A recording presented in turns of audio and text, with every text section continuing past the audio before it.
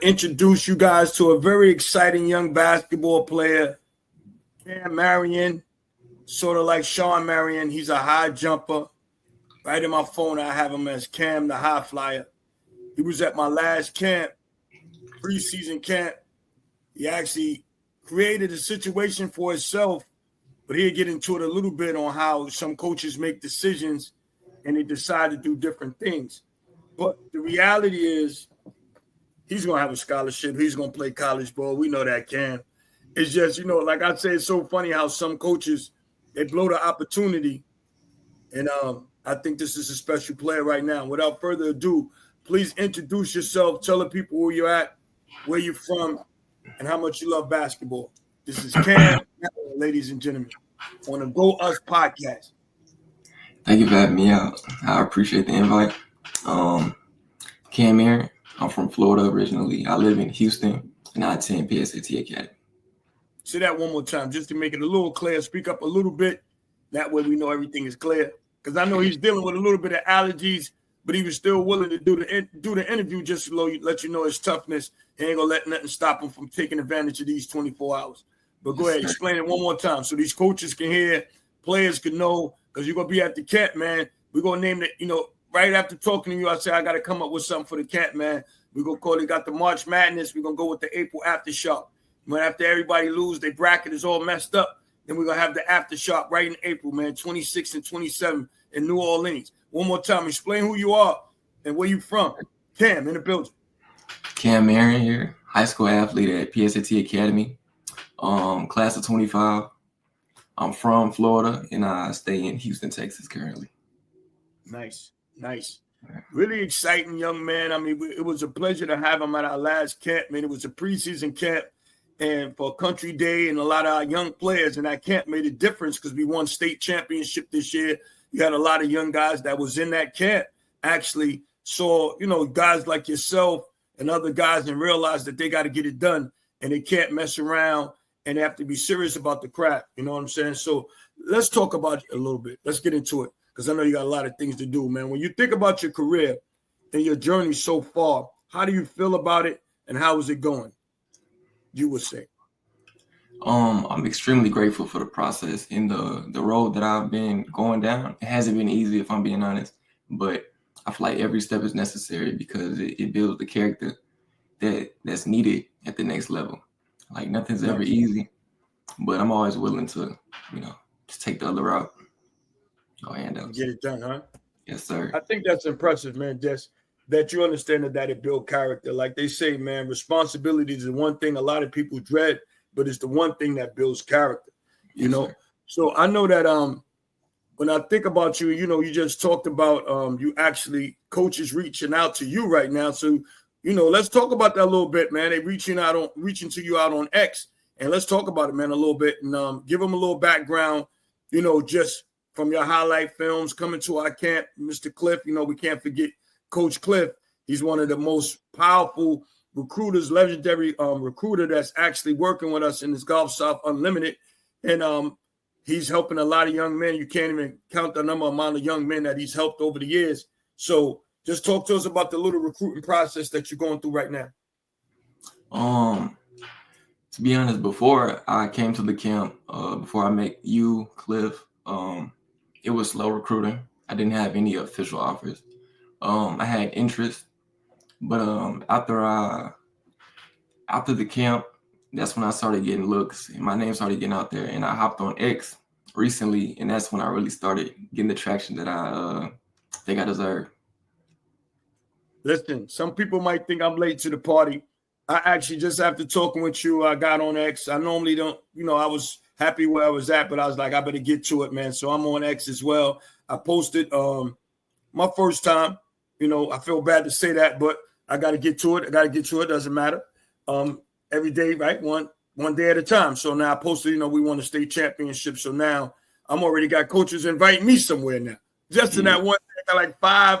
I'm like, man, Twitter's off the chain. Look, so I already got 5 coaches inviting me to their event so that we can continue to help young players, So let me ask you this. You went out to the first camp. You came out with a crew of guys. Let's talk about your teammates a little bit in that experience because, we all get the opportunity to learn more about y'all young guys when y'all come out to the event. Yeah, I came out with some of my teammates from PSAT. We came down to the camp with high expectations, and the expectations were met, if I'm being honest.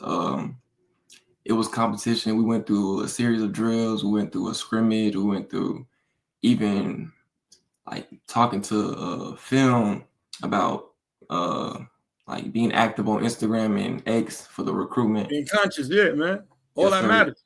Yes, sir. Yeah, see, we prepare these young guys, man. We don't just, Golf South Unlimited is a different type of program. We understand what the circuit can do. We understand what, a lot of that's out there, AAU, but we want to be different in the approach and get the kids directly in contact with the coaches according to their talent, because we know, come on, Ken, some coaches are not doing what they're supposed to do for these young up-and-coming players. They basically, and I mean, I hate to say it, but what they're basically doing is taking these young guys and having them playing with them for 4 years, and the kids don't even get not even a junior college call.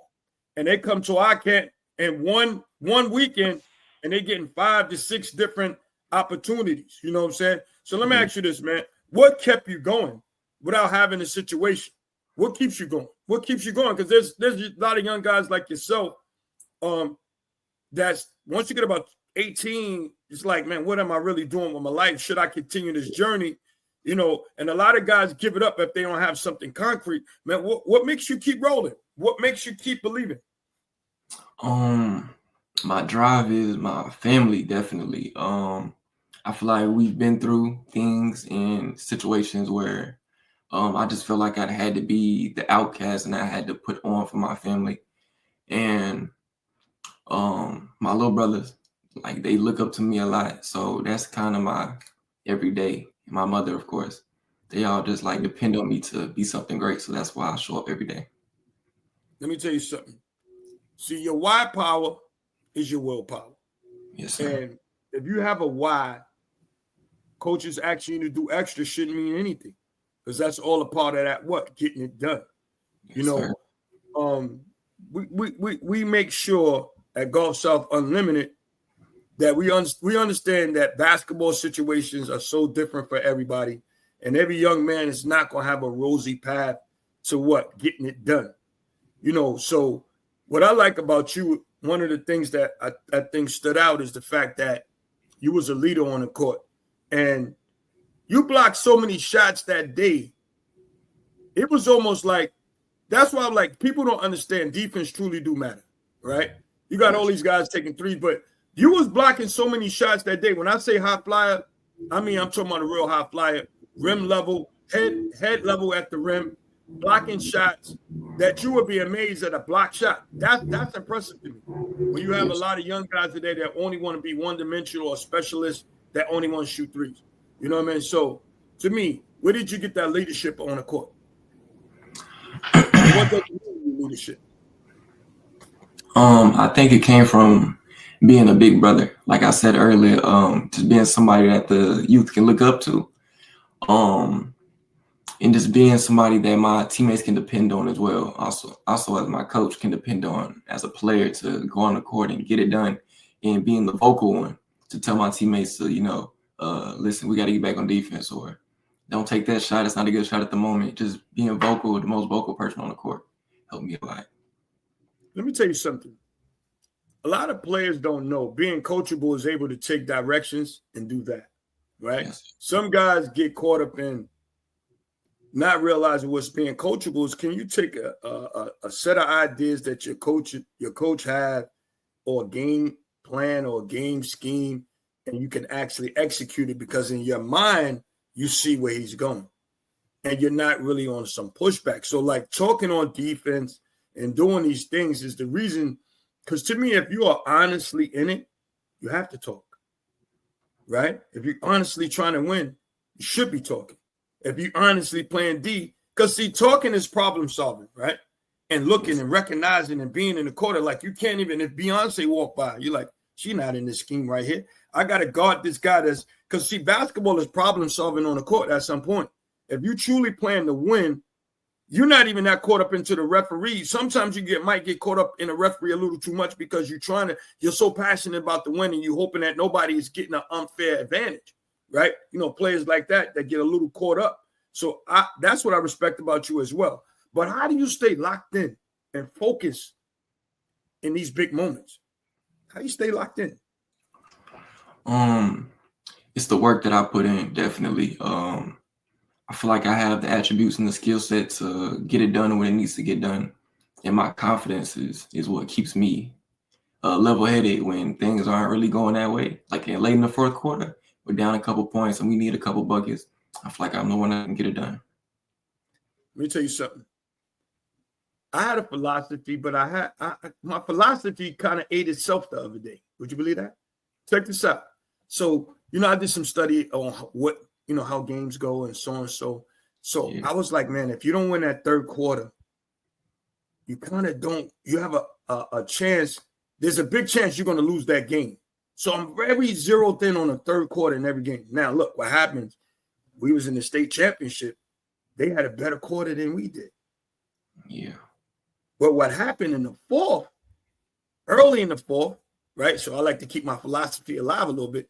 So I said we had a better 3.5 quarter. You know what I'm saying? Like we got into the fourth quarter and we beat them early in the fourth. So now I have to extend it, right?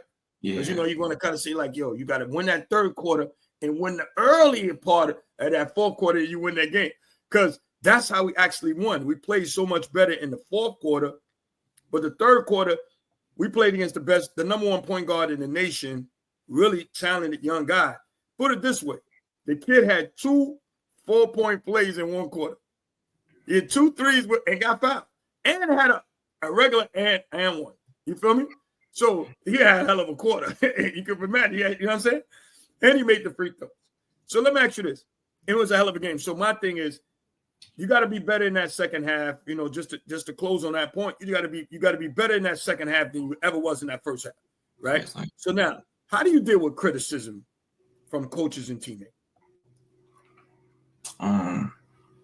I love criticism, if I'm being honest. I feel like there's always more that you could do. Nobody's a perfect player. Nobody's perfect. There's always going to be somebody out there to critique you on your craft. And I feel like I take that in as you must care enough to say something to me to help me become a better player. Let me tell you something. Listen, that's probably one of the most mature answers I've ever heard, but I can feel the honesty in you. Because let me tell you something. In life, whatever you focus on is your reality at that moment in time. And you don't know what people are going to focus on when it comes to you, right? Like I look at some guys and I'm very disappointed if you don't play D. Yeah. I don't care how good you are. You understand? Because the reason I say that is defense is all about caring. Defense is all about giving your best. Because why? Effort, high effort, and the right attitude. You got to have an attitude like, man, I hate losing. So defense have to be a big part of that. You know what I mean? A big part of that. So for me, defense matters. Because, like right now the game has changed a great deal where you have players, specialists with shooting jump shots and so on and so forth. But what I like about you is that you will come the distance, guard your man. If he beats you, you still look forward to blocking his shot. And when I say he blocks your shot, he blocks your shot. So, I mean, I just like the effort or the second effort and the third effort. Some people got one effort. I'm like, yo, you can never be a defender with one effort. Like, that's just the stance. Like, you get on somebody. All right, cool. He beat you. It's not a done deal. Take the same mentality that the cops have when you run away. You know what I'm saying? You ain't got it. You ain't getting away. You ain't getting away. I'm still on you. We're going to get you with the dogs, but you going to jail. We need to make our quota. You know what I'm saying? So we're coming to get you, So listen, if you had to describe your game in one word, what would it be? I know that's a tough question. I think you mentioned this word, gravitas. That's Gravitas? Yeah, gravitas. You put me on that word. Yeah, I put you onto that word. You got to have a certain gravitas. And that's the serious that it's going to take to get it done, And, so let me ask you this. If a coach is watching right now, what could you offer a program or school right now, be it junior college, NAIA, D2? Because I got a bunch of D2s that love you. So you're going to have to make some choices coming up soon. I mean, I just geographically, you just pick where you want to go, I think, because we have schools. Plus, you created your own situation, putting it on Twitter. So it just goes to show you a bad man, like you said. And I'm just glad that we could help in that regard. But back to the question, what do you think you could offer a program right now? I think the most important thing is my competitiveness. I have that willpower to just get it done on the court, whether it's just training, practice, one-on-ones, especially in the game. I just like to compete. I'm kind of a sore loser, so I don't like losing a lot. So I kind of think, yeah. Now, what happened? They split it in half. They said there's people who love to win, and there's people that hate to lose. Yeah. So I'm like you. I hate to lose. Sometimes I'm a little too competitive. I mean, anybody that played against me is like, yeah, he's too competitive. Like, I'm rough. I'm one of them rough guys when you play. Yeah. I'm a little physical, man. You just ain't gonna have it easy. I'm not. You're just not gonna have it easy. Exactly. So I'm saying, what are you looking for in the college as well, man?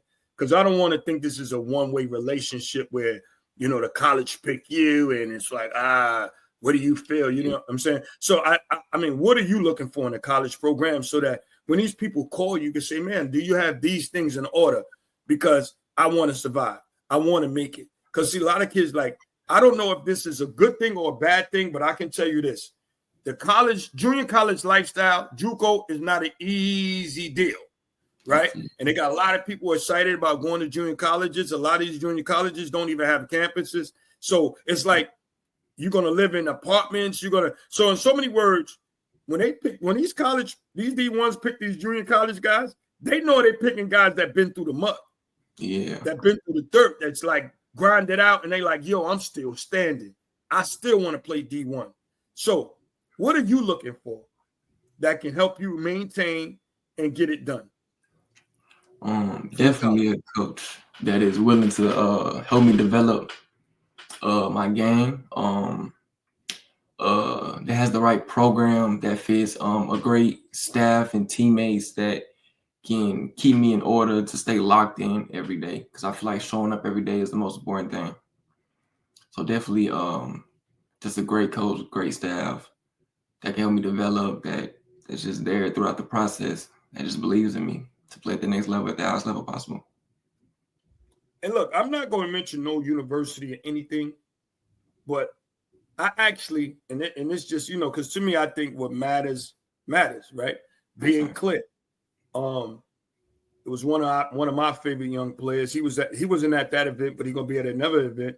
And he was a little disappointed that the coaching staff didn't have, once again, your word now, gravitas about working a lot. Yeah. And that was one of his biggest disappointments, that he thought he would be in the gym all of the time, XYZ, so on and so forth. So that should just be something clear to you. Like, once I get to the school, I'm going to make sure I create or find out when can I get in the gym and be accountable for how much work I want to put in. So even if you find a school or coach or whatever, you can't rely on somebody else to create how much work you got in you. You see what I'm saying? You might have 2 hours of working out. You got to find a place that's going to let you work out for 2 hours. You may have an hour, whatever that is. And, sometimes practice, because see what happened, and what coaches get caught up in schemes, right? So they're flooding their minds with schemes. So that's why I say, you see, I got a clothing line that says go me, because at some point you got to put it on you for you to know what direction you're going in, right? Go me stand for God over money and ego. And it's not about ego. It's saying, yo, I know I can get it done. Like, I don't need a fanfare. I don't need fanfare. I don't need anything. I put the work in. I believe in what I can do. Because to me, that's the only magic you're going to have, right? You get to that free throw line. You don't get to the free throw line and say, man, what if the crowd? What if I miss? No. My go me moment is what? I'm going to shut y'all up for all that crying. You and the referee, the guy throwing elbows. I got to send you guys home. That's the point. Like, in so many words, I know I have the magic. I think you can achieve nothing until you have that moment that you say you can do it.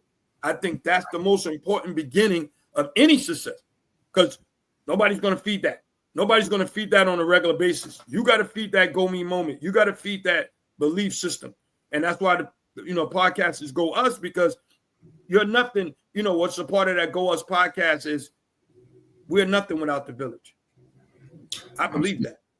I'm standing on the backs of unbelievable amount of giants, the guys that influenced me, Cliff, and everybody that's a part of what makes us who we are today, So now that you talked about that, which is very important. So let me ask you this. How are you going to balance the academics and the athletics? Academics always comes first. You got to get that done because without school, there is no basketball. So I feel like school is always first. It's always the number one priority for me. But I feel like it'll kind of balance itself out if you prioritize school, because once you get that done, then you have the court time that you need to get better. And I feel like if you don't get it done, then you're off the court. So it pretty much cancels it out if you don't focus on academics. But if you do, you just get it done. You won't survive any of the dream. Exactly. But let me tell you something. What I tell a lot of young athletes. As soon as you decide you pick your school, you get all your coursework, find out where's the tutor in every one of your classes. What do I mean by that? And I always tell the story, but I'm not going to tell it today, man. I'll tell you a short version. Like, I remember being in the math class and I was struggling. So then the teacher was like, man, you're going to need some tutoring to catch up. So I walked in the class with the tutor and all of that. And I saw the two guys that was extremely smart. I'm like, man, what are you guys doing here? Y'all super smart. Why would y'all need tutoring? He said, but that's how we keep our grades up. Because, when I go inside here, what if I have a professor that don't teach it for my type of learning? Now I'm stuck. I got to go home and figure out my own stuff. Now you go home to the tutor. He might have you go to the tutor, he might have all kind of shortcuts, ways to do it. And then, man, once I did that with the rest of my classes. So that was my highest GPA because why? I went to every single, I didn't miss that because why? They would give me, and then here's the key, a lot of my homework, a lot of the work that I had to turn in, I was getting the answers. So by the time I came back to class, not only am I passing, I'm participating because now I feel confident in what I'm doing. So once you get your coursework, find out who's going, right? So that way, boom, you got more than one way to process the information, So if a coach came and seen you play, what would he notice first about you? You think? I think my athleticism is it's undeniable. Yeah. You ain't lying. Athleticism, man. So, I would like to get into how you got so athletic, but everybody don't tell these secrets, but I could tell you this. He's a dynamite athlete, but he's also a nice player. So now, who's your favorite player? Who did you watch? Who's your favorite player? Huh? I said Paul George. Yes, Who? sir. Paul George. Paul George. Yes, sir. Okay. I like Paul George's game a lot. I think guys like him been good for so long that he create expectations. He create expectations that if you don't live up to it every time, we criticize. Yeah. You understand what I'm saying? So, But if you go back on the course of his years, he's always averaged 20 to 25. He's even coming off that major injury. So Paul George is definitely. I think he's having a down year. After having so many years. You got to think about it. Just like you'll get the same aftershock after you play college and then go straight to 100 games, which is 86 games, 82 games, and then you go straight into the playoffs, which is another 15 to 20 games. So, like you said, he's done that for a lot of years. So, look, man, I want to thank you for this interview, man. Do you have any questions for me? I would like to ask you your why. Like why I do what I do? Yeah. I'm glad you asked that, man. A lot of people they think I'm automatically just locked in. Yeah. I was the group of guys that was the first casualties of there was a thing back then called Prop 48, where you had a lot of great players at that time, good high school players, and the tests that the ACT and all the things that y'all guys pass now, and the SAT is what we had to take, and it ended a lot of our careers. And I lost a lot of friends along the way when they could never play basketball. So let's look at it this way. If you take a lot of young inner city kids that played basketball from about the age of 7 or 10, and you did that till you're about 18 or 20, and this is all you know. This is all you ever done. And then you get to a situation in life where they say you can't do it anymore. And you lose friends to drugs. You lose friends that didn't have the academics, and you lose so much of them. Then you get bad coaching, and you have a lot of talented guys, and they just get with the wrong coach, lose their confidence. And man, I can't tell you the amount of guys. Like, I know I grew up with a guy, we call him Stick Ice. He was better than Jordan. And a lot of people say, yeah. I say he was better than Jordan. Why? Because he had Jordan hops with Kyrie handle. That combination alone, who gonna guard that? Yeah. I don't see nobody guarding that. You feel me? Because Kyrie is Kyrie, right? Yeah. And then his kid, and his jumper was killer. So let's say he had a jump shot about like, let's say, I want to put him to Steph Curry level because, jump shots was not a big thing, but he would shoot off the glass like a Tim Duncan would. But he's shooting off the glass, and you'd be like, damn, he shot that off the glass like that? So imagine having a Kyrie handle with Jordan Hops, and he would just, he was a special player. So we lost a lot of those guys because once they realized they couldn't play basketball, they started, what's the next thing? Be a homeboy, start hustling, start trying to womanize, and you start having kids and now you can't do some of these things. But what they were was pure basketball players. And I lost a lot of friends. So now my only way to give back is to what? Help the young guys navigate through a lot of that. So that's my why, man. Like, I want to help young guys like you live that dream because, a lot of us, couldn't because, we didn't have the academics at that time. And if you got rich people cheating on the SAT, we couldn't have passed the test with just, you got people spending $20,000 to get the answers. I'm like, yo, how hard is that? So, just those things. And you understand when you're dealing with some, it's a cultural thing where you understand what the disadvantages are for young men. And you want to be in that because there's a lot of coaches that don't care.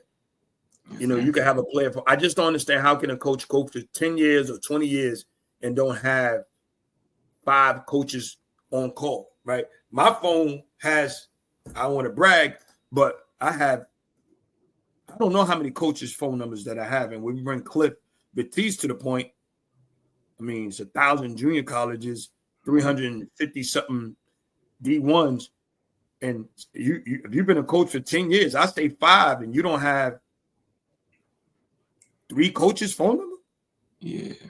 You understand what that's like? That's like, it's crazy to me when I have over, I want to say about 50, 60 coaches' phone number, really more than that. But I'm just saying, just to give a number, if I got 50 different coaches' phone number in my phone, and you're a high school coach right now, and I'm saying this, and it's personal, kids don't play at your high school for their career to end at your high school. You know what I'm saying? And I just think coaches is like, all right, you want to play college? Kenny Smith said the story how his coach was like, oh, you want to play Division I? It never crossed the coach's mind. Yeah. Think about it. There's somebody playing for a coach right now as we speak and don't think that you want to play college. He think you're just happy to be on his high school team. And high school is what? A platform. Exactly. So I can come to coaches right now and I wouldn't embarrass them. I'll say, yo, man, how many coaches you have on your phone? They'll be like, what do you mean? All right, let me say it to you softly. Do you have a Division I, a Division II, Division III, NEI? And they'll say, oh, I can XYZ. So imagine you have a coach, and this is why I'm bringing it up, because you can have young guys come to that school. They're working that hard to play college, bro. Yeah. They're not working that hard to just be like, I played at this high school. Yeah. You get what I'm saying to you? So I know you experienced that a little bit before we got connected with the Go South Unlimited. You came to our camp, and you had a cool coach there, which, y'all guys did well. But the goal is to go from one step to the next and hopefully live that big dream of playing in the NBA. So I'm going to go right into this question. What's your long-term basketball dream or goal? I would say inspiring the youth and giving back is my long-term dream because just being the player who I am and being at AAU events and games and tournaments, it's always little kids coming up to me, asking me about the game, my dunk and all that. So I just love the feeling of just inspiring the youth. So I think that's something I would love to get into when I get to that level. Well, Go South going to continue to grow, so we always got a job with us. You ain't got to worry about that. Yes, You're sir. already hired, man. So look, man, I love the interview, man. I'm more even inspired. You know, like it's like, man, it's a beautiful thing that I got this opportunity. I feel bad now. I should have did it earlier. You know, if I knew you was such a dynamite young guy, but like you say, trying to keep things going and maintaining and trying to prepare this camp for you guys. And you can talk a little more about the camp coming up. You go come out to the camp, talk to him about Golf South Unlimited. This is gonna be his second time coming to the camp. He already got a situation. Matter of fact, let me post something right quick. You know that he sent to me. Put that up on. Let me see if I put it on right quick. Matter of fact, talk to me about. I'm having a little trouble with that, but talk to us about the camp if you can. But I think coming to the Golf South Unlimited camp. Yeah. Excellent situation. If you put in the work, you're guaranteed to leave with looks and offers. It's really like it's a great platform for people that don't have situations, that need situations. Like I said, if you put in the work, if the game is there, if you're an elite player, You gotta put in the work though, because you gotta look like an opportunity. Like how Cam came in there, we looked at him and was like, "Whoa, exactly. That's different. That's special." You know, so yeah, man, I like you to give us. Thank you for that, man. But I think also too, like I'm telling a lot of these young guys, I think I'm a little bold. You're gonna have to appreciate my arrogance on this one. And I'm like, yo, bro, I understand you going to your team and this and that, but let April 26th and 27th be the one time, right? Let it be the one time that you make sure you come to the camp. Make sure you come to the camp. That's the one time that you need to be there. I don't care what else you're doing. You need to be there on April 26th and 27th. That's going to be the day when it all goes down and you'll have your opportunity. So now, anything that you want to say to the guys that are coming to the camp and why they should be there? I want to say let's work. Let's compete. Let's go at each other. Let's get better. And let's show the coaches why we need to be recruited. But have a good reason. Don't go out there being arrogant and thinking, oh, you deserve something. If you're not putting in the work, you got to put in the work. An opportunity will come. Promise. There you go, the dates right there, April 26th and 27th. Go to unlimitedskills.net, register. And if you want to get in contact with me, it's 504-201-8920. That's 504-201-8920. And look, Cam, since you did such an awesome job on this, man, shout out to the coaches, man. Get them all your information, man. Let them know who you are. You know what I'm saying? And you got the fresh afro. Let them know what it is, man. And tell them your information, man, because you're going to get some feedback. Because you're getting feedback without look. I'm just telling you, the interview was so tight that now I know you're gonna have more pressure on you. Pick a school, homie. So like, tell them who you are, man, and how to get in contact with you. Yes, sir. My X is newera_Cam. My Instagram is newera.cam.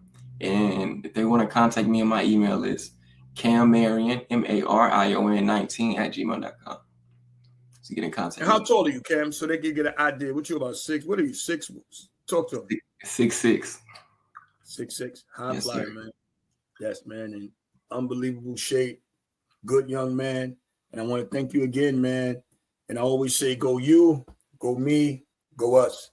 Thank you for the interview, man. And we'll see you at the camp. And we're probably gonna do one more, man, before the camp, man, because things is moving, man. Things is happening, man. So I appreciate the opportunity to talk with you. I love the fact that we got it done. And I see you on April 26th, man. And we're calling the camp what? The April Aftershock, right after March Madness, man. We're gonna shock some people, man. And everybody that's shocked that their bracket is busted, and come on by and create some shock waves yourself at the camp, man, and do some things, man. We appreciate you, Cam. Love you for doing it. And thank you, my brother. Thank you for having me out. Any more questions? Anything you want to know, man? Because you got the good questions. You got anything else you want to ask before you get out of here? That's all. It's all good? Yes, sir. We're here, man. Thank you so much for the interview, young fella. Thanks again. Thank you for having me out.